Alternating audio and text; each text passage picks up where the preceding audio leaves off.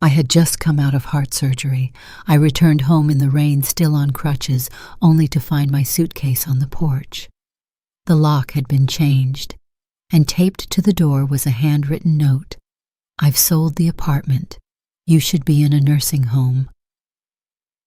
The girl I raised like my own had betrayed me right when I was fighting for my life. But what they didn't know was, I survived, and I don't kneel. If you think this is just another family drama, you're wrong. Subscribe now so you don't miss more emotional and haunting stories like this. It had been raining since midnight, steady, relentless, the kind of rain that makes the city feel heavier, like it's pressing down on your shoulders. The taxi rolled to a gentle stop at the curb in front of 312 Avalon Street, the same modest brick building where Alina Shore had lived for nearly 40 years. The driver, a kind man with quiet eyes, offered to help her with her bags, but she waved him off politely. "I'll manage," she said, clutching her purse a little tighter, her voice thin but steady. She always managed. Her steps were slow, deliberate, still adjusting to the rhythm of life after heart surgery. The doctors had called it successful, but her body hadn't caught up to their optimism yet. Her breath came in careful draws as she moved up the familiar 3 steps to the front entrance. Even the act of lifting her small suitcase, weathered brown leather, stitched at the edges with care, felt monumental. She was glad to be home. That's what she kept telling herself. Home. She wanted tea. She wanted her chair by the window. She wanted to hear the soft tick of the old clock in the hallway and feel the creak of the kitchen floor beneath her slippers. But when she reached the 3rd-floor landing and turned toward apartment 3C, she stopped cold. Her key didn't fit. She tried again. Same result. She stared at the doorknob, then at the lock, new, shiny, unyielding. Her hands, thin and slightly swollen from the IVs, shook as she checked her key again. No mistake. It was her key. It was her apartment. Her heart stumbled in her chest, not the kind that could be fixed with surgery, but a deeper, older kind of rupture. Then she saw it. A sheet of printer paper curled at the corners from moisture was taped to the center of her door. The tape was hastily applied, peeling from one edge as if whoever had left it wanted it to be seen, not preserved. Her name was not on it. No greeting. Just words. "The unit has been sold. You can't stay here anymore. You should consider a nursing home.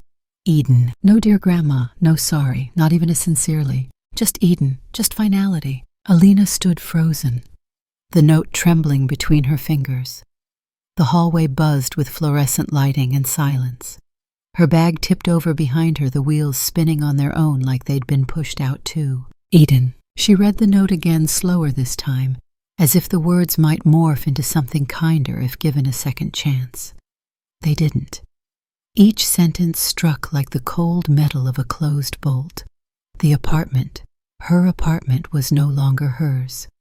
Eden, the girl she'd taken in at age 8, raised through teenage defiance, supported through 3 job changes and 1 failed engagement, had decided unilaterally that she didn't belong here anymore. Her legs buckled. She reached for the handrail just in time, clutching it like it was the last branch on the edge of a cliff.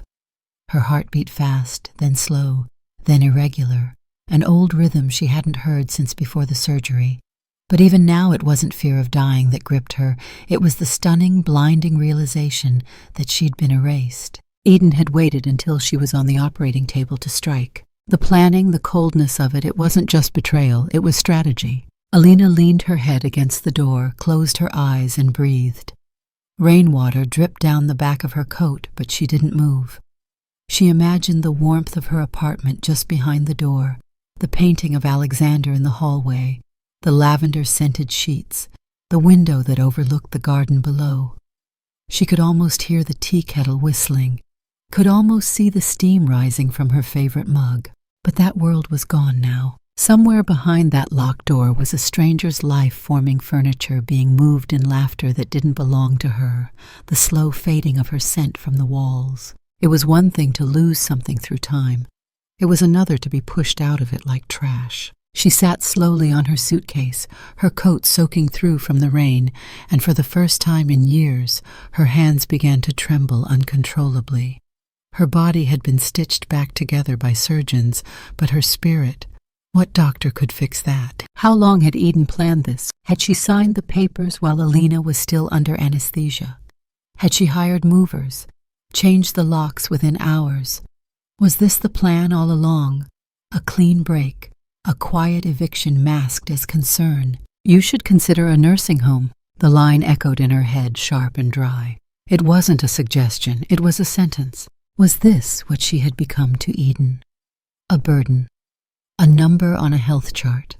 A woman who now took up too much space and no longer served a purpose. She hadn't cried at her husband's funeral. She hadn't cried the day the bank denied her second mortgage. But now, sitting on a soaked suitcase in a hallway that used to smell like lemon polish and memory, she cried. Quietly, proudly, helplessly. Footsteps echoed from down the hall. A door creaked open. A young man with a laundry basket in one hand paused mid-step, caught off guard by the sight of her. "Are you okay?" he asked.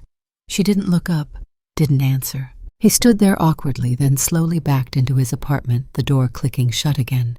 The world moved on. A few hours ago, she'd been told she was strong enough to go home, and now she was being told she no longer had one. That was the thing about heart surgery. It fixes the pump. It does nothing for the pieces it circulates. She took a deep breath and pulled herself upright. Her body screamed in protest, but she stood anyway. The way she had stood every time life had taken something from her. When Alexander died. When Eden flunked out of her first semester. When she lost her job at the bookstore and learned how to stretch $50 across 2 weeks. She gathered her bag. She folded the note, didn't rip it. She tucked it inside her coat pocket like evidence. Because that's what it was now. She wasn't going to beg. She wasn't going to call Eden and ask why. Some things don't deserve closure. Some things deserve consequences. The elevator wasn't working, so she took the stairs one deliberate step at a time. The rain met her again at the door, colder than before. She stood under the small awning for a moment, watching the city blur behind the downpour. Then she stepped out into it, not looking back. Because sometimes the only way to survive the storm is to become the part of yourself that no one saw coming. The rain hadn't let up. If anything, it had thickened, falling in heavy sheets that made everything shimmer and dissolve under streetlights. Alina stood on the corner of Avalon and 12th suitcase in hand, the wheels catching in cracks on the sidewalk. Every movement felt like it cost more than she could afford. She wasn't sure how long she had been walking. Her mind, numb and white-hot at once, kept looping back to Eden's note, now folded into quarters and tucked like a scar in her coat pocket. Every time the corner brushed against her ribs, it reminded her, "You don't belong here anymore." A gust of wind blew her hood back, and with it the last bit of warmth she had left. She didn't have a plan. She had always been a planner, lists for groceries, reminders for pills, post-it notes on the fridge. She had plans for what would happen if her surgery went badly. She had backup keys stored with Eden. She even had a drawer labeled, "What to do if I die." But she never imagined she'd be alive and homeless on a Tuesday night just 5 days after being discharged from the cardiac unit. It wasn't until her fingers grew too stiff to grip the suitcase handle that she looked up and realized where her feet had taken her. She blinked, squinting through the rain. There it was. The old apartment building on Trenton Avenue, pale green siding, tilted mailbox, rusted fire escape, 3rd floor walk-up. She hadn't been here in over 2 years. She hadn't expected to come back, not like this. Alina climbed the stairs with the kind of determination that comes only from being left with no alternative. The hallway was narrow, lit by a single flickering bulb that buzzed like a trapped fly. The walls smelled like old varnish and new loneliness. When she reached the top floor, she paused, hand on the doorframe of Unit 3A. She didn't knock. Not yet. She heard faint music, jazz, maybe something with a saxophone and a broken heart. And then a voice. "Jesus, is that you?" She turned. The door had already opened. He looked older than she remembered, shaggy brown hair now, with strands of silver scruff around the jawline, and a pair of wire-rimmed glasses sliding down his nose, but it was definitely him. "Marco," she said, trying to force a smile, but her face was too cold to manage it. "Ms. Shore." His mouth moved as if to say something else, but the rest of the words got stuck behind the shock. What are you doing here?" She didn't answer immediately. Something inside her wanted to lie to save face, to invent a story that didn't end in betrayal and wet socks.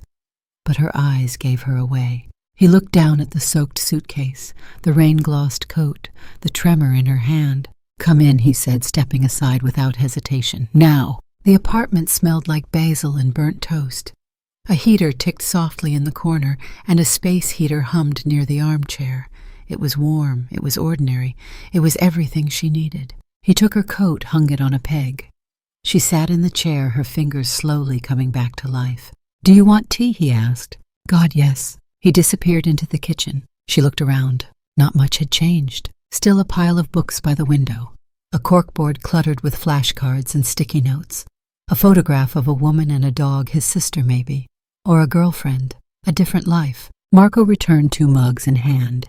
He handed her one and sat down across from her. She sipped. Chamomile. Hot. Steady. When she finally looked up, he wasn't prying, just waiting. She took a breath. "I don't have a home anymore." It wasn't even a sentence, really.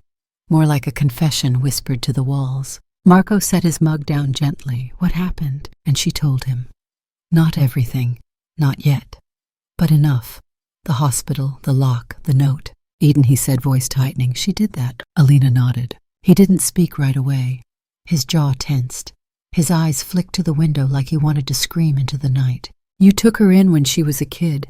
I remember you talking about her like she was your own." "She was," Alina said, "until I became inconvenient." Marco ran a hand through his hair. "You can stay here. I mean, it's not much, but I've got the couch or wait." He stood suddenly, walked to the hallway, opened a door. Alina blinked. The attic, the old studio above his unit. "I haven't used it in a year," he said.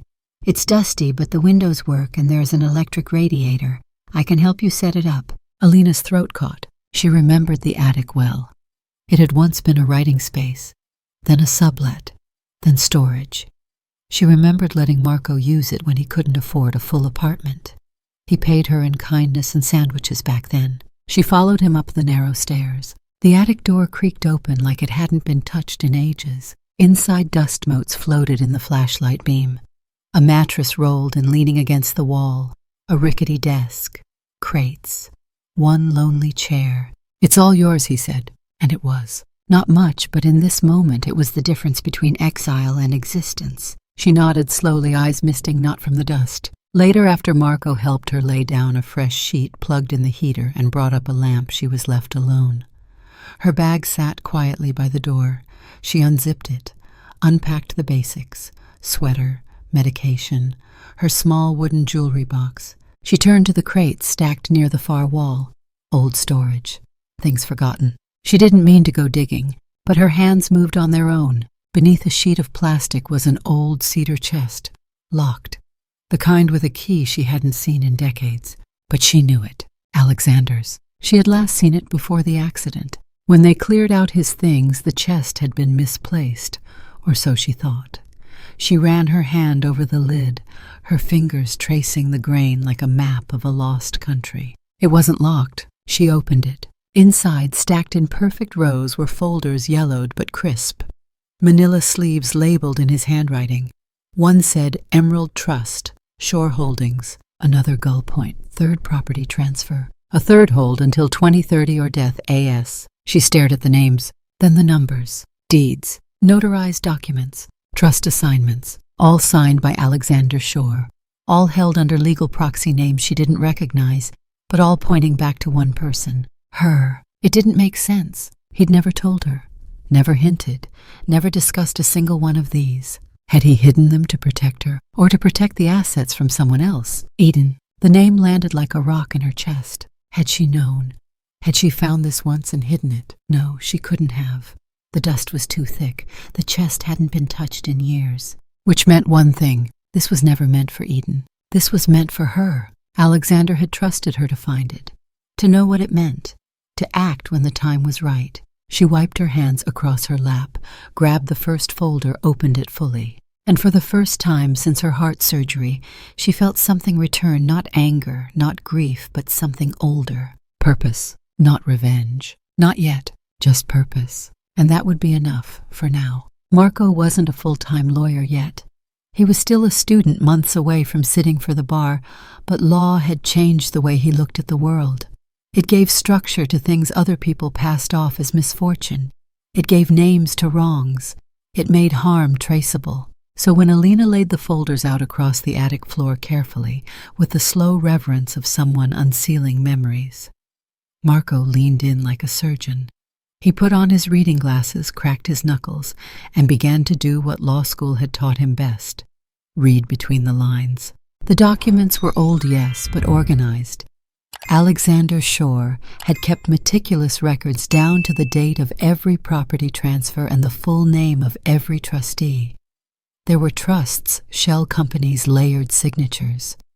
He had created a network, a legal maze, but one designed not to deceive, but to protect. Alexander had never been paranoid, just quiet, cautious. A man who'd lived through 2 recessions and 1 betrayal from a former business partner. It made sense now why he never spoke about these properties. Silence was his form of safeguarding. Marco looked up. He left all this under proxies. You were the intended beneficiary. Alina nodded barely. I didn't know any of it existed. You weren't meant to until the time was right. He looked again. But there's a problem. Alina stiffened. The documents are clean. What's not clean is the sale of your own apartment. He reached into his bag, pulled out his laptop, and opened the county registry database. Eden filed a transfer of title 2 weeks ago, he said. Submitted electronically through a third-party notary system called Sign Sure. I don't even know what that is, Alina said. You wouldn't. It's newer, legal but heavily reliant on digital signature matching. Most older people, no offense, don't use it, which makes it very easy to abuse. He clicked through a few more screens. Here, he said. This is the transfer of deed. Buyer's name redacted, probably through a holding company. But this is your signature. He turned the screen to face her. Alina stared at it.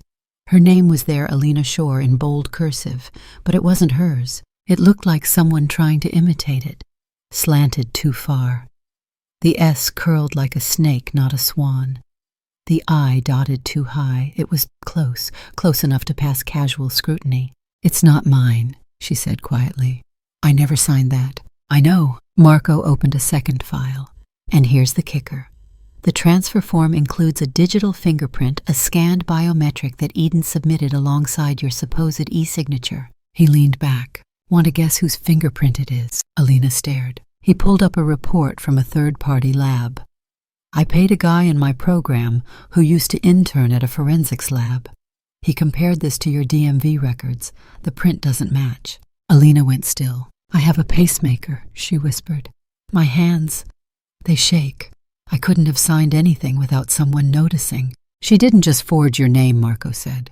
She submitted a false biometric. That's felony fraud in this state. There was silence, heavy, loaded. Alina looked down at her hands. They rested on her knees, skin soft and papery veins like branches. These hands had stirred soup. Written letters held her husband's face as he died. And now they were being used, digitally copied, falsely claimed to erase her. She suddenly felt sick. Who authorized it? She asked, her voice clipped. Who notarized the transfer? Marco flipped to the bottom of the document. Here's where it gets personal, he said. He turned the screen to her again. Orrin Dawes, Notary Public Shore Dawes Law Group. Alina froze. Her stomach dropped so fast it made her feel like she was falling. For a moment she couldn't breathe. Orrin, she said. Orrin. Orrin was Alexander's friend. He handled our wills. Marco nodded slowly. Apparently he's now handling your disappearance. No, Alina said, barely audible. He wouldn't. But her voice lacked conviction. She was saying it to memories, not to facts. Orrin had stood beside her at Alexander's funeral, had helped with the probate paperwork, had brought soup when she got the flu 3 winters ago. He was the executor of Alexander's secondary trust. He'd been invited to every birthday party for 20 years. He'd also notarized a fraudulent document that made her legally homeless. Marco's voice broke the fog. I dug a little deeper. He pulled up a series of PDFs. Eden filed 2 other transactions in the past 6 months. Transfers of management over a pair of shell companies that now control 2 of Alexander's properties. Both were notarized by Orrin. Alina's mouth went dry. She's building something, Marco said. A quiet empire, all under your name, or at least the shadow of it. But why, Alina asked. Why now? Marco's fingers tapped the keyboard. Then he turned the laptop back to her. Because of this, he said. A medical alert form appeared on screen. Alina blinked. That's my surgery notice. Filed 3 weeks ago, he said. You were listed as incapacitated. Eden was listed as emergency proxy. I signed that, Alina said. When the hospital asked, she was the only one I had. Marco looked at her. That form gave her access to everything, temporarily. She used it as cover. That was her opening. Alina sat back, her face drained of color. She sold my home while I was under anesthesia, she said, more to herself than anyone else. More than that, she changed your legal status to in transition and filed for power of attorney 2 days before you were released. That's not possible without my consent, unless you're declared mentally compromised. Alina's jaw clenched. I just had heart surgery, and she weaponized it. For a long time, neither of them spoke. Rain tapped the attic window. Alina reached for one of the folders Alexander had left behind.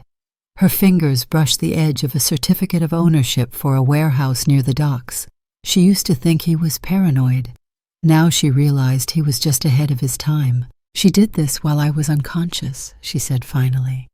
She waited for the exact moment I couldn't fight back. Marco nodded, calculated, efficient, cold. Alina's voice turned harder. She wasn't just trying to hurt me. She wanted me erased, legally, financially, and personally. Yes, Marco said, and she would have succeeded. Alina met his eyes. There was no fear now, just fury so sharp it looked calm. But she didn't, she said. Marco gave a faint smile. No, she didn't. Alina straightened in her seat. She thinks I'm fragile, that I'll fade quietly. Marco closed the laptop. You won't. No, Alina said, I won't. She stood. Her knees ached, but her spine held straight. I want copies of everything. The fake signature, the biometric mismatch, the transfers, all of it. You'll have them, Marco said. She thinks she ended me, Alina muttered, half to herself. But all she did was wake me up. She walked to the window and looked out. The rain had thinned. The streetlights glowed amber. The city no longer felt like it was pressing down. It felt like a courtroom waiting to be entered. Marco stood beside her. What do you want to do? He asked. Alina's reflection stared back at her from the glass. The woman who had raised a child, not her own. The woman who had survived love and loss. The woman who had just had her heart stitched back together. She didn't look frail. She looked ready. I want to go to war, she said. Alina sat on the edge of the attic bed, a thin plaid blanket wrapped around her shoulders. The space was still cold despite the small heater humming in the corner. But it wasn't the temperature that made her shiver. It was memory. She held a photo in her hand, worn at the corners, slightly faded. In it, a much younger Alina knelt beside a freckled little girl with tangled curls and scraped knees. The child smiled wide, gap-toothed fingers sticky from a popsicle she barely held on to. Behind them, Alexander stood with a hand on each of their shoulders, looking half reluctant, half content, the way husbands did when they agreed to photos only after being bribed with dessert. Eden. She'd been 8 the day that photo was taken. And Alina had already begun to think of her not as a ward, not as a temporary arrangement, but as her own. She remembered the social worker saying, she's bright but guarded. She's lost a lot. She'll need consistency. Consistency. That was the word Alina had latched onto. She gave Eden her own room, painted the walls lavender, let her choose cereal at the grocery store. She showed up to school events, baked lopsided birthday cakes, learned how to braid the girl's hair from a YouTube video, even though her own fingers were clumsy. And Eden responded. At first, there had been moments, real ones. Alina remembered Eden falling asleep on the couch with her head on Alina's lap, or running to her in the middle of the night after a nightmare.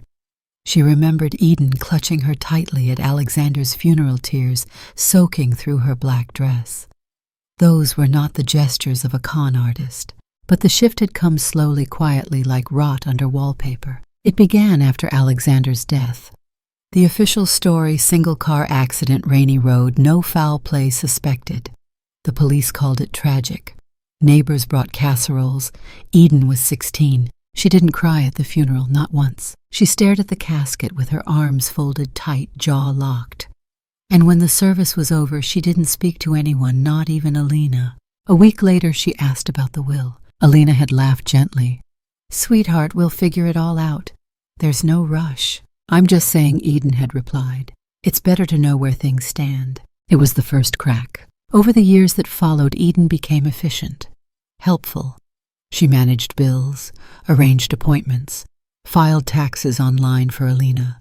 She set up automatic drafts, updated mailing addresses, insisted Alina hand over account passwords for safety. She framed it all as concern, responsibility, love, and Alina, still grieving, still learning how to navigate life alone, had accepted the help. Even when Eden began to talk over her at doctor visits, even when Eden started suggesting she downsize, even when Eden sighed dramatically whenever Alina misplaced her keys, Alina wanted to believe it was just Eden growing up too fast, learning control because she had lost too much control as a child. But now, sitting here in the attic of someone else's apartment, dispossessed by her own hand-picked heir, Alina saw it for what it was, a long con. Not of money, not of property, of presence. Eden had carefully, deliberately erased her one little boundary at a time. Marco appeared in the doorway, laptop in hand.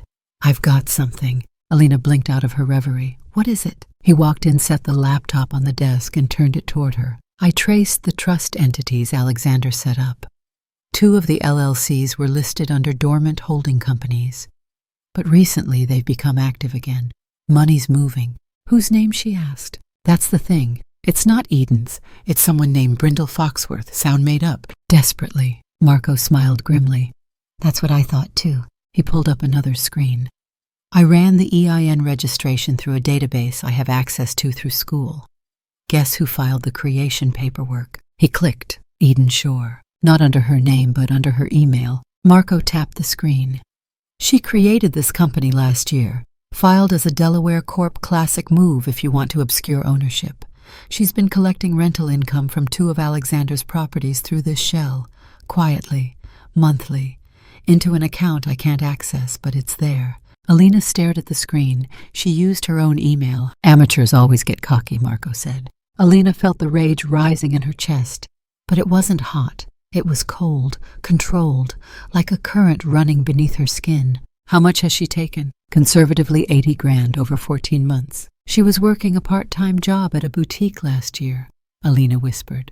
"Said she needed help with rent. I gave her 10,000. Marco didn't respond. He didn't need to. Alina stood. "She was stealing from me while asking for my help. She was testing how much you'd tolerate." Alina nodded slowly.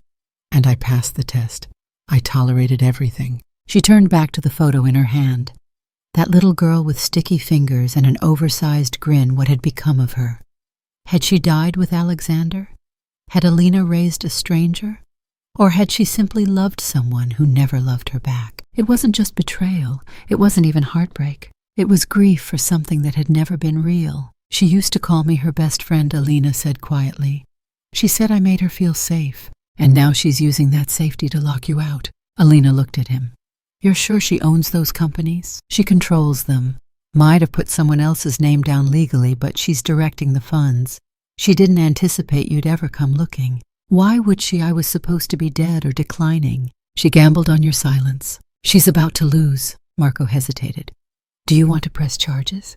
I mean, this is criminal fraud, financial abuse, misappropriation of trust assets." "Not yet." That surprised him. "Why?" "Because I want to see how deep it goes," she said. "If this is how she treats me, how many others is she manipulating? What else is she hiding? She'll know we're digging." "Let her," Alina said. Her voice had a tone now one Marco hadn't heard before. Not from her. Not from anyone. It wasn't vengeful. It was surgical. Marco shut the laptop. "I'll help you build a case." "No," she said. "We're not building a case." He frowned. "We're building truth," Alina said. "A case can be buried. Truth is louder." He nodded, understood. Then she added softly, "I don't need revenge, Marco. I need my name back." There was a pause. Then Marco said, "You'll get it." They sat in silence, the only sound the rain softening outside and the occasional hum of the radiator. Alina finally exhaled. She wasn't angry. She was done being afraid, and that was far more dangerous. Alina was just starting to drift off. The old attic creaked around her in familiar rhythms, pipes groaning somewhere in the walls, a gust of wind rattling a loose shingle.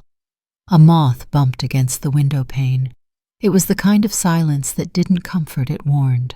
The kind of silence before something breaks. Her phone rang. She sat up instantly, heart skipping. It was 2:13 a.m. The screen showed unknown number. She hesitated, then picked up. No greeting, just breath. Then a voice, male, calm. "If you don't stop, you'll join your husband soon." Click. The line went dead. For a few seconds, Alina didn't move. The weight of the voice stayed in the air like smoke coated everything thick and clinging. Her first instinct wasn't fear. It was rage. She stood gripping the phone tightly, breathing hard. Then she walked downstairs. Marco was asleep on the couch, law books scattered around him like armor. She shook him. "Marco." He stirred. "Miss Shore." "I just got a death threat," she said evenly. That woke him up fast. He sat bolt upright. "What?" She repeated the sentence, then handed him the phone. He tried calling the number. Disconnected. She paced as he set up a voice recorder. It wasn't Eden. Too masculine. Could have been hired. Could have been Oren. Could have been a burner phone. "Hard to trace," Marco muttered. "But the timing's no coincidence." "Which means we're close," Alina said. "Close enough to make someone scared." Marco's jaw tightened. "We need protection." "I need truth," she replied. But she didn't resist when he climbed into the crawl space the next morning and installed 2 small security cameras, one facing the attic entrance, the other pointing at the hallway near the back fire escape, just in case. That night, Alina didn't sleep. She sat by the window watching the streetlights flicker like old memories. Her thoughts were loud. Eden, Alexander, Oren, all tangled in timelines and transactions. She counted her own breath just to stay calm. And that's when she heard it. A soft metallic click. She froze. It was the lock. Someone was inside the building. She didn't breathe, just listened. Footsteps barely audible, careful, calculated. Then silence. Then a faint knock. Not at her attic door. At Marco's unit below. Then more silence. Then the softest creak, the attic stairwell. She reached for her phone, but it vibrated before she could. A message from Marco. "Don't move." Watching from remote. "Someone's in the hallway." She didn't respond, didn't need to. A minute passed. Then 2. Then she heard its soft footsteps moving away. A door closing. Lock resetting. Marco was upstairs 5 minutes later, holding his tablet. He rewound the footage. They watched together. A man, hooded tall, wearing gloves, had walked up to the attic door. He didn't try to enter. He placed something on the floor, then left. Marco opened the door slowly. On the welcome mat sat a small black USB drive. No note, no label. Nothing. Alina stared at it like it might detonate. "You think it's a virus?" "Only one way to find out," Marco said. They plugged it into his offline laptop. No auto run. Just a single file. Voice note og7.m4a. Marco hit play. At first static. Then voices. Familiar. Eden. Then Oren. Her voice was casual, sharp, like glass dressed in velvet. "Eden. We'll have the 3rd property by September. The hospice letter's already drafted. Oren and the signature. Eden. We'll fake it, same as last time. Who's going to question a dying woman? Oren. And the records." Eden laughed softly. "Come on, Oren, paper's paper, as long as she doesn't wake up." Oren. "But she did." Eden. "Then she'll be gone again soon. She's 72 and stitched together. A gust of wind could finish the job." Oren cold. Eden practical. Silence. Then Oren's voice darker. "If she talks." A pause. "Eden, she won't. Or she'll be too dead to." Click. End of file. Marco turned to Alina. She hadn't moved. Her face was pale, but not with fear. With fire. "Do you want to save this?" he asked softly. "No," she said. "I want 10 copies." He nodded and pulled up his external drive. Alina stood and crossed to the window. The street below looked the same. The wind blew leaves across the sidewalk. A dog barked 3 blocks away, but everything had changed.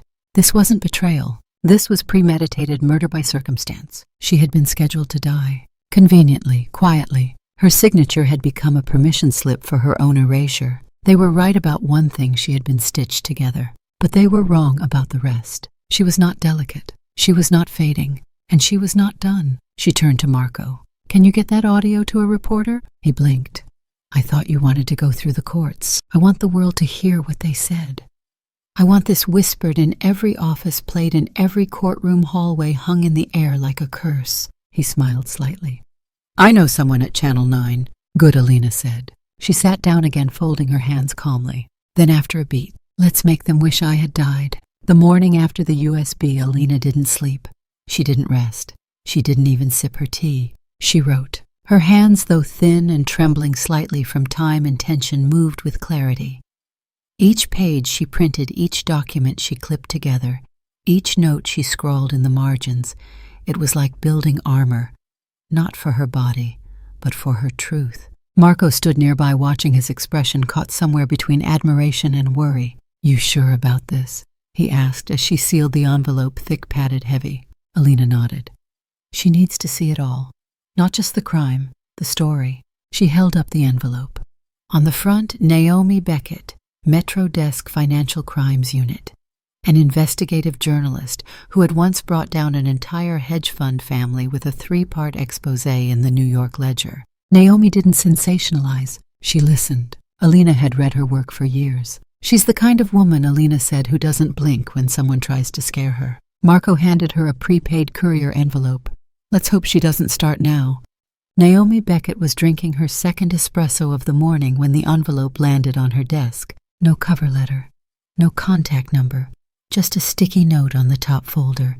"If you're reading this, I am not dead. A.S." She paused, then opened it. What spilled out wasn't just documentation. It was a timeline. Legal transfers, financial anomalies, voice-to-text transcripts, a flash drive, and a printed sheet detailing the fake notary signature biometric mismatch and the criminal fingerprints of Eden Shore and Orrin Dawes. Naomi's fingers tightened around her cup. She leaned back in her chair. What the hell is this? An hour later, she made her first call to an old coroner contact in the county records department. "Can you pull the death cert for Alexander Shore, year 2005? 2 minutes passed. Then, "Naomi, that's a weird one." "How weird?" "Well, it's not a standard death cert. It's marked presumed dead, no remains recovered. Issued under special provision, 10 to 7 missing adult with unrecoverable circumstances. Usually for drownings or war zones. No body. None. Car found in the ravine. Doors open. Blood, but not enough for fatality. They filed for death declaration after 6 months. Naomi's brain ticked faster. Who requested the death certificate? Spouse, Alina Shore. And the legal liaison was Orrin Dawes. Her eyes narrowed. "Send me everything." She hung up and stared at the packet again. No remains, no coffin, no closure. She called the courier address on the return slip. Who dropped this off? No signature, just a woman, older, white hair, nice sweater. Naomi looked at the sticky note again. "If you're reading this, I am not dead." Her hand hovered over the flash drive. She plugged it in. The recording played, and her blood ran cold. She pressed record on her own mic and said, "Day 1, I think I just opened something bigger than I'm ready for." Back in the attic, Alina was folding laundry, something small, something steady, when Marco came barreling through the door, breathless. "You need to hear this." She looked up. "What is it?" He pulled a yellowed envelope from his backpack. It was sealed with wax, fragile from time. "I went to my mom's house to grab some of my old papers," he said. "She still keeps stuff in the garage filing cabinet. And she kept the box I had when I moved into your attic years ago. Stuff I forgot I even packed. School books, photos." He placed the envelope in her hands. This was at the bottom. I never saw it before. The front was addressed in careful handwriting for Alina. "If I disappear, read this on the roof. A." Her breath hitched. "Alexander." Her knees nearly gave out. She sat heart-pounding, hand-trembling. Marco stood back silent. She opened the envelope. Inside 3 pages, written in blue ink, edges curled, the kind of pages written not out of panic but out of preparation. "My dearest Alina, if you're reading this, it means something went wrong. And if something went wrong, I wasn't able to stop it. I need you to know I never intended to leave you. But there are things I couldn't share, not even with you, because the more people knew, the more danger there was. The car wasn't an accident. It was staged. I was close to uncovering a real estate laundering ring connected to my firm. People were disappearing. I was being followed. If they found out I was going to the police, they'd have buried us both. So I did the only thing I could. I vanished. At least that's what they were supposed to think. I'm sorry I didn't tell you. I couldn't risk you lying for me. They'd know. You were always too honest. There are 3 properties. I buried the titles beneath different shells. The only person who knows how to unbury them is you. The attic is where it all began. Our first home. Our first vows. You'll know what to look for. I love you. I always have. If I can't come back, let the truth rise. Alexander. By the time she finished reading, Alina was weeping, not like the fragile widow people imagined. No, these were victory tears, tears of grief uncoiled into truth. I knew he hadn't abandoned me, she whispered. I felt it. Marco sat beside her. You think he's still alive? I don't know. But you believe him. I believe in what he built. Marco leaned forward. He said, you'll know what to look for in the attic. Alina wiped her eyes. Then we start here. They looked around. The insulation, the old beams, the floorboards.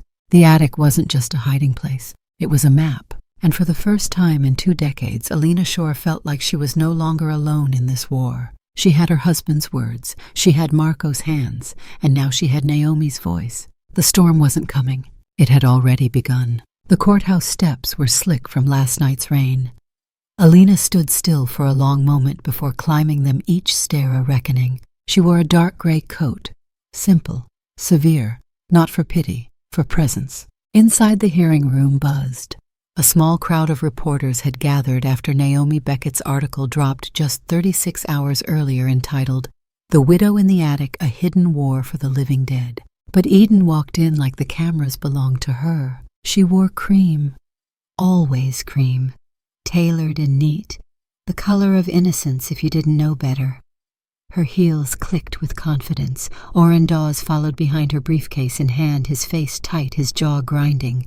They took their places at the petitioner's table. Eden adjusted the microphone. My name is Eden Shore, she said, her voice perfectly measured, and I am the lawful beneficiary of the property at 118 Marrow Street.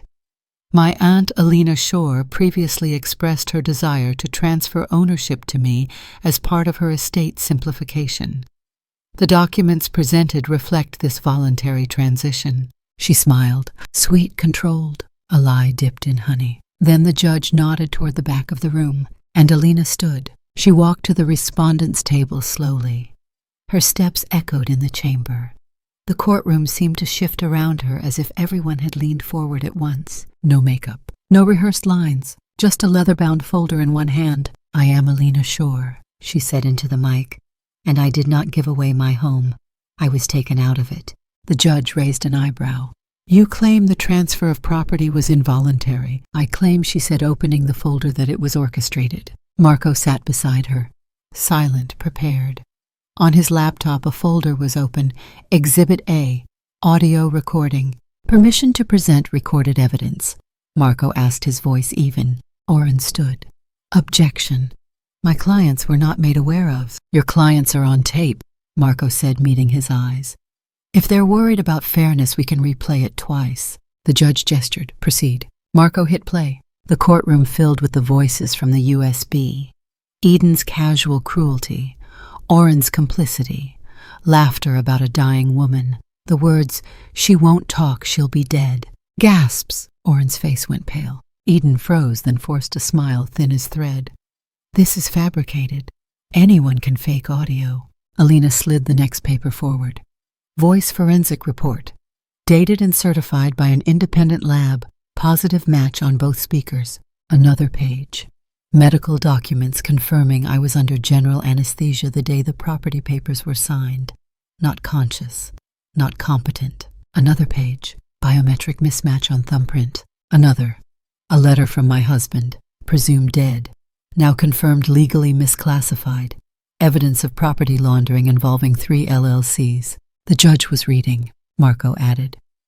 In addition, Your Honor, we have sworn affidavits from the building's prior tenants who received rent checks from companies tied to Eden Shore companies registered under pseudonyms to conceal beneficiary fraud. Eden's hands were shaking now. Oren whispered something in her ear. She shook her head.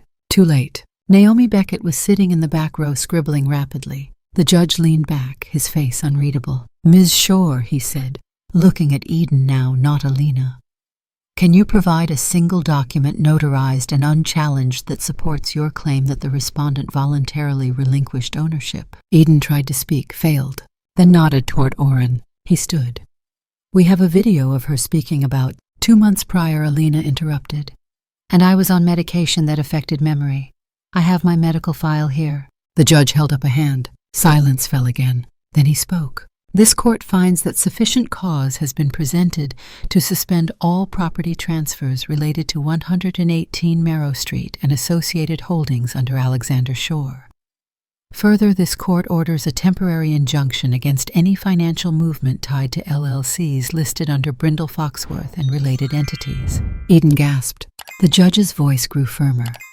Additionally, given the recorded conversation indicating premeditated fraud, coercion, and impersonation of legal authority, this court recommends an immediate criminal investigation into the actions of Ms. Eden Shore and attorney Orrin Dawes. Reporters whispered, pens flying. Alina didn't move, didn't gloat, didn't even blink. Truth didn't need celebration. It just needed to land. Marco leaned over. That's it. But Alina shook her head. No. She stood. Your Honor, may I speak just one more thing? The judge nodded. She turned to Eden, her voice quiet. I raised you. I loved you. I fed you when you had nothing. I shared the only home I knew with you. You didn't just take my house, you tried to erase me. Eden said nothing. I'm not pressing charges because I want revenge, Alina continued. I'm doing this because someday someone weaker than me will end up in your hands, and they won't have Marco or Naomi or time, and they will vanish. She stepped back. Her voice didn't shake, and the courtroom knew this was not a story about property. This was about identity. Outside, the wind had picked up again. Reporters swarmed Marco. Naomi called after Alina. One question. Are you satisfied? Alina turned. Satisfaction isn't the point, she said, but safety might be. Then she walked down the steps, every step quieter than the one before. But somehow the whole city heard her anyway. It started with a headline, 72-year-old widow exposes property scam that rocked Midtown. By noon it had spread. Cable news anchors reworded it. Elderly woman takes down white-collar fraud ring. Aunt turns tables on heiress niece. David versus Goliath, but Goliath was in heels. Alina didn't watch any of it. The television in her attic stayed off. She sat by the window, a cup of Darjeeling steeping beside her pages of half-written thoughts in her lap. The breeze rustled them softly, but she didn't reach to hold them down. If the wind wanted to read her grief, so be it. Outside, the city moved on like it always did, but inside her silence was a victory anthem. Marco had tried to show her the trending hashtags. Justice for Alina, Attic Truth, House Stolen Back, but she just smiled faintly and handed him a paper instead. Mail this, will you, she said. He looked down. It wasn't addressed with a name, just Eden Shore, no forwarding address. He asked no questions. Inside was a single torn page, on it written in Alina's steady hand. There are places you once lived, but never a place you truly belonged. A house is not a home, and blood is not loyalty. No signature, just a line drawn beneath the last word. Marco posted it that same afternoon. By the next week, Eden had been let go from the consulting firm. The firm's statement read, "In light of current investigations, we have parted ways with Ms. Shore indefinitely." Orrin Dawes had his license to practice law suspended within 48 hours. The Bar Association launched a full review. One of his former clients, a woman in her 80s, came forward with similar complaints of coerced signatures. Then 2 more followed, a pattern, a stain that would not fade. He lawyered up himself, but something about being on the receiving end of legal pressure made him sweat in a way his starched collars couldn't hide. People expected Alina to sue, expected her to press charges, to claw back money, to burn down every remnant of the betrayal she had endured. But she didn't. When asked by Naomi for a quote, she simply said, "Justice doesn't mean crushing someone under the weight of their own mistake. Sometimes it's enough to remove their name from your mailbox." That quote ran in bold, and beneath it, a photo Naomi had taken of her, seated in the attic window, half lit by sun, staring out as if she were remembering something worth keeping. She didn't return to the townhouse, didn't reclaim the high ceilings, the marble counters, the hallway where Alexander once hung his umbrella. She gave it to the City Housing Trust. Let them convert it into affordable housing for seniors who had nowhere to go when their families stopped answering. She kept only the attic apartment, her first home, and now her last. Her days were soft, a pot of tea in the morning, letters written longhand to no one in particular. A cat began showing up by the door, a gray one with a missing ear. She named him Rue, short for rescue, or maybe regret, or both. Marco still visited, sometimes with law books, sometimes just to sit and say nothing at all. They shared silence like old friends who'd already said everything worth saying. Naomi brought a printed copy of the full article when it ran in the Ledger's Sunday magazine. Alina placed it in a drawer without reading it. "I lived it," she said, "that's enough." One evening, as twilight spilled over the bricks and fire escapes, a knock came at her door. Not firm, not urgent. She opened it. It was a woman, late 40s, nervous, holding a notebook. I used to live here," the woman said, "years ago, before they converted it. I read about your story. I wanted to see it again. It was the only place I ever felt safe." Alina nodded, stepped aside. "Let her in." They sat for an hour, saying little. But when the woman left, she looked lighter, like something in the walls had whispered back a piece of her youth. That night, Alina wrote in her journal, "There are places that hold our pain, but if we stay long enough, they might hold our peace too." She folded the page, marked it, set it aside. Eden never replied to the letter. But one day Alina received a package. No return address. Inside, a small framed photo. It was of Eden, maybe 10 years old, sitting on Alina's lap in the garden behind the townhouse, both laughing. A memory from before ambition had grown fangs. No note, just the image. Alina stared at it for a long while, then placed it face down in the drawer. Not out of hate, but because some things no longer needed to be seen. By spring, the attic bloomed with light. Alina had taken to planting herbs in old tin cans outside the windowsill. Basil, thyme, lavender. She talked to them like friends, because in a way they were. Quiet, growing, steady, just like her.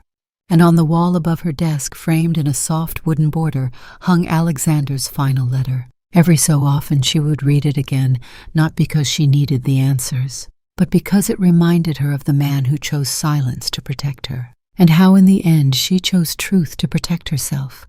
She never called what she did revenge. Revenge is loud, vicious, hungry. She didn't want to devour Eden. She just wanted her name back, her space, her breath, her dignity. And she got it, not in gavel bangs or headlines, but in the quiet that returned to her bones, in the night that came without threat, in the cup of tea that never grew cold from waiting for a knock that never came. Honor, she learned, didn't need an audience. It just needed not to be stolen. The letter was posted on the building's corkboard, right where Eden used to hang party invites and decorative wreaths in the winter. This time it wasn't wrapped in ribbons or framed by pastel borders. It was stark, direct. Available apartment, 118 Marrow Street, upper floor. Fully furnished, long-term rental preferred. Monthly rent, $12,600. Inquiries contact Mrs. A. Shore. At the bottom, someone had handwritten in neat cursive, "Yes, that's 5 times the usual rent. It's not a mistake." No phone number, no website, just the message. Eden saw it 2 days after it was posted. She had moved out of the corporate housing her firm provided. Disgraced, jobless reputation crushed under the weight of an article that refused to die from public memory. #rent reversal had trended for 3 days straight. Eden's inbox had been flooded, not with sympathy, but with disbelief. "I can't believe you stole from the woman who raised you. Are you the niece from hell or the face of modern greed? Hope she charges you rent now." And then there it was, a place to live. The very place she once took without permission, now returned to her at a price. Eden didn't respond immediately. She didn't argue, didn't ask for pity. She called the number Marco left for inquiries. He answered, voice neutral. "You're interested." There was a pause. "Yes," she said, "I am." He gave her a time and date for move-in, nothing more. No waiver, no negotiation. Just rent is due on the 1st. On the day she moved in, it rained, a soft, steady drizzle, not like the storm the night she betrayed her aunt. This was lighter, but still enough to make her hair stick to her face as she carried in the last box. Alina stood in the hallway, not to greet her, not even to glare, just standing, present, real. Eden looked up. Their eyes met, but no words were exchanged. Eden opened the door, entered, closed it softly behind her, and that was that. She never asked for forgiveness, and Alina never offered it, because this was not about apologies. This was about space, about consequence. About facing every day the cost of what you took and knowing you now pay to stay. Marco asked once, "Why not just evict her permanently?" Alina stirred her tea. Because I'm not the one who banished her. He waited. She did that herself. She looked out the window, and this way she remembers every month she doesn't belong where she once stole. Marco smiled faintly. You're colder than the law books. But there was affection behind the words, not sarcasm. Respect. By midsummer, Marco received the envelope that changed everything. A letter from the Rutherford Foundation. Congratulations. You have been awarded the 2025 Ginsberg Fellowship in Ethical Law and Civic Justice. Full tuition, housing, monthly stipend, mentorship with Chief Counsel Marla Eden. He held the letter in both hands like it might disappear, then ran all the way to Alina's attic. She opened the door, looked at him, and knew before he spoke. The law wants me, he breathed, and it's because of you. She took the letter, read it, folded it gently. You earned this, Marco. He grinned. Yeah, but I had a hell of a case study. He knelt beside her armchair, rested his hand on hers. I don't have a grandmother, he said. Not anymore. Alina looked at him. And yet he continued, when I think about justice, about what it means to stand and speak when no one listens, I think of you. She didn't speak, just placed her other hand on top of his, and in that quiet moment a bond formed stronger than blood. Not born, but chosen. Downstairs, Eden received her monthly rent reminder. No messages attached, just a number and a due date. She always paid it, never late, never with protest. Some nights she passed Alina on the stairs. They would exchange a glance, but never more than that. Forgiveness, Alina had learned, wasn't something she could force. And Eden had learned that repentance was not a grand gesture. It was daily, inescapable. The building changed. The walls felt less heavy, the air less thick with silence. The past hadn't vanished, but it had settled, like dust after a collapse. And in that stillness, new roots took hold. Marco moved into a legal residency in the city, came back on weekends to visit. He called Alina every Sunday, sometimes for advice, sometimes just to say hi, Grandma of Justice. One day Marco brought Naomi over. Alina poured tea. Naomi laughed. You really are an icon, you know, she said. There's a billboard in Times Square with your quote. Alina raised an eyebrow. Naomi pulled out her phone, showed her the photo. In massive letters, honor doesn't scream.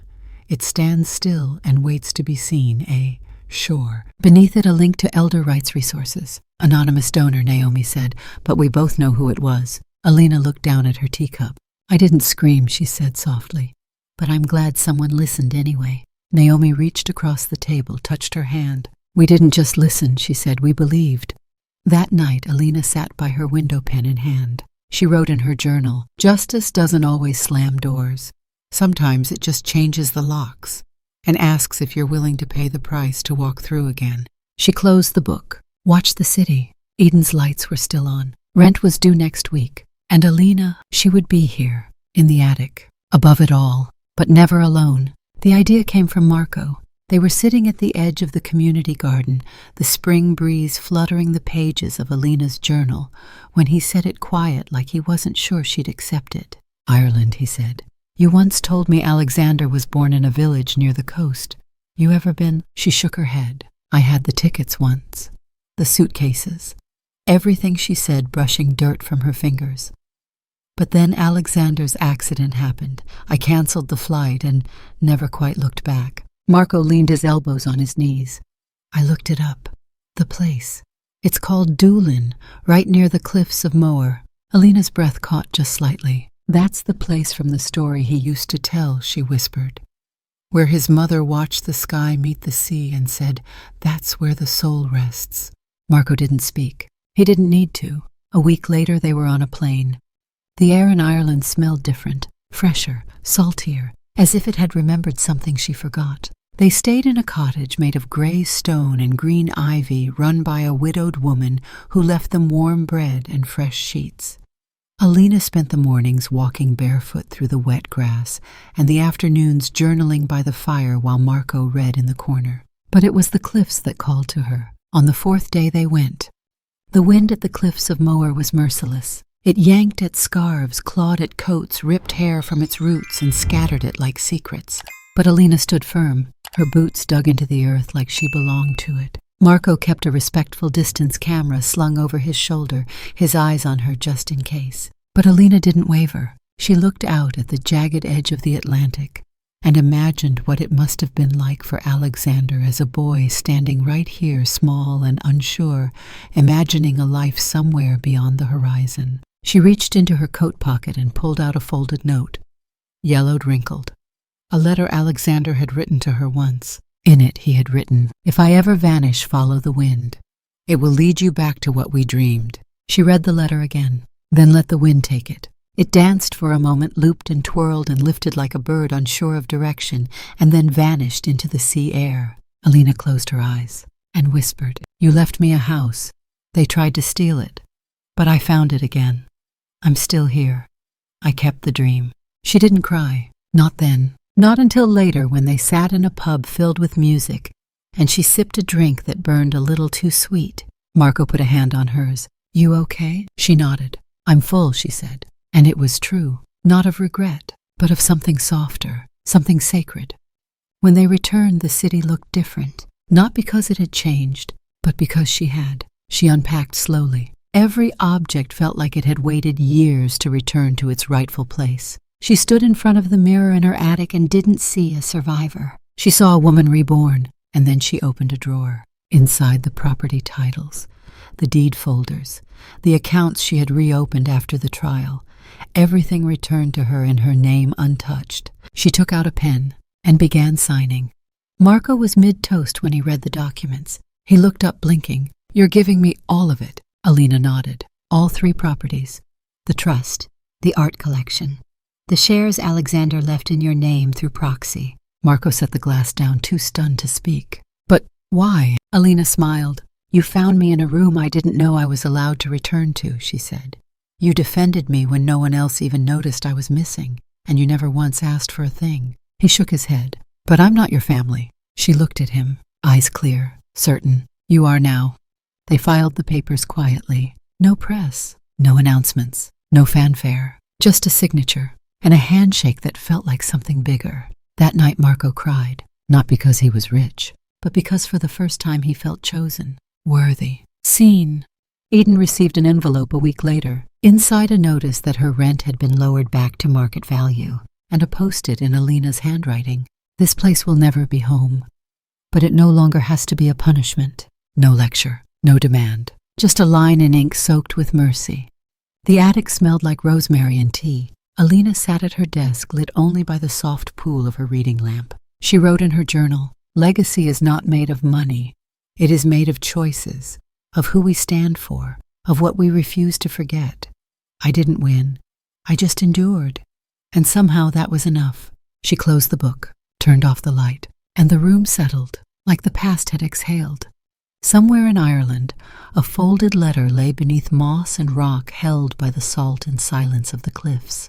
But its message had already reached its destination. The dream had been protected, the house reclaimed, the name restored, and a boy who once studied law beside an old woman in an attic was now the owner of everything she refused to let the world take. The door clicked softly, not slammed, not forced, just closed. Eden didn't take much with her. A single suitcase, a coat draped over her arm, no announcement, no farewell. By the time the morning sun slanted into the brick alley and kissed the doorknob of apartment 118, she was gone. Alina didn't see her leave. She didn't need to. What she found was left behind, resting quietly on the counter like a cup of cold tea. A folded note, plain, no envelope, no decoration. Just her name on the outside in Eden's handwriting, smaller now, as if shrinking from memory. She sat by the window before unfolding it. Let the sunlight fall over the words. "Dear Grandma, I'm sorry. No excuses, no justifications. I was wrong.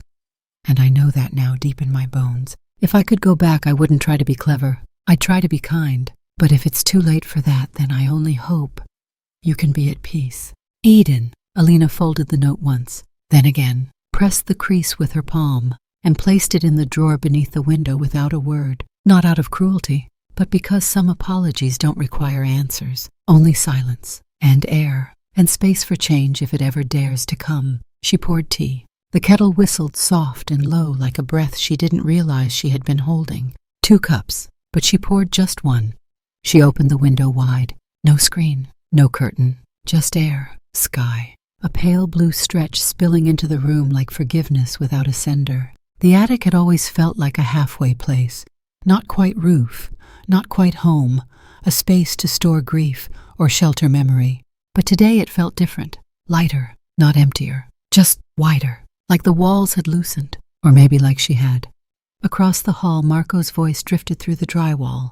He was laughing again, probably another interview. Since the article, since the fellowship, since the property transfer, he had become a quiet phenomenon, not flashy, but respected. He still dropped off groceries, still reminded her about vitamins, still offered to take out the trash. But now he did it while wearing a law student's blazer and answering calls from people asking, "How did you learn justice?" He always gave the same answer. "I didn't. I met her. She lived in an attic." That afternoon, Alina took the stairs, slowly, steadily. Every step felt like a leaf settling. She walked through the building not as a tenant, not as a forgotten widow, but as the woman who had stood on the edge of erasure and stepped back into herself instead. She passed by apartment 118, empty again, but not haunted, not anymore. She touched the door lightly with her fingers, not to knock, just to remember, then kept walking. Back upstairs, she lit a candle, not for ceremony, just because Alexander used to do it on quiet afternoons. Let the flame flicker like breath. She opened her journal to the last written page and stared at the blank lines waiting beneath. Then wrote, "She left today. No slammed doors, no broken frames, just a note. A whisper from the girl I once knew beneath the woman who tried to erase me. She left behind a wound, but also somehow a window. And I think I finally opened it." She set the pen down, pushed back her chair, and walked barefoot to the center of the room. Above her, the ceiling sloped sharply, a common attic flaw. But today it didn't feel like a limitation. It felt like a launch pad, a cradle of sky daring her to rise. She reached up, touched the wooden beam above her, and smiled. Downstairs, people still knocked. A young mother from 3B needing help with her son's school forms, a retired mailman who misplaced his pension paperwork, a delivery guy with the wrong bouquet. She helped them all. No drama, no declarations, just because. In this space between past and peace, she had rediscovered something fierce and quiet. Her place, not earned through courtrooms or bloodlines, but built in teacups and title deeds, in folded letters, in rooms reclaimed. That night she sat by the window again. The moon rose slowly, soft, sure, steady. She didn't cry. She didn't need to. Instead, she whispered into the sky. No more attic, only sky. And the wind, gentle and listening, carried her words forward into the night where stories no longer had to hide.